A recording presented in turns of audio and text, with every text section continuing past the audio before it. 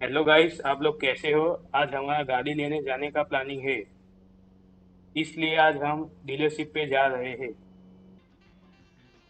उधर जाकर अभी हमने कपड़े चेंज कर लिए और पैसों से भरा हुआ बैग भी ले लिया है। अभी उधर जाकर देखते हैं कौन सी कार अच्छी है।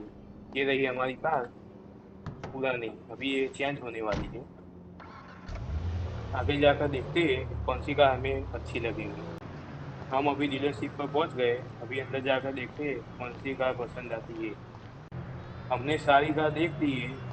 हमको ये वाली स्पेशल एडिशन जी वैगन पसंद आ गई है। अभी जाकर बात करते हैं। हमने बात कर ली है। इन्होंने कहा है कि आप अभी पैसे दे दीजिए, आपको 2 दिन के बाद डिलीवरी मिल जाएगी। हमने अभी पैसे दे दिए। आज के लिए इतना ही। डिलीवरी का वीडियो दूसरे पार्ट में आएगा, दूसरा पार्ट जरूर से देखिएगा।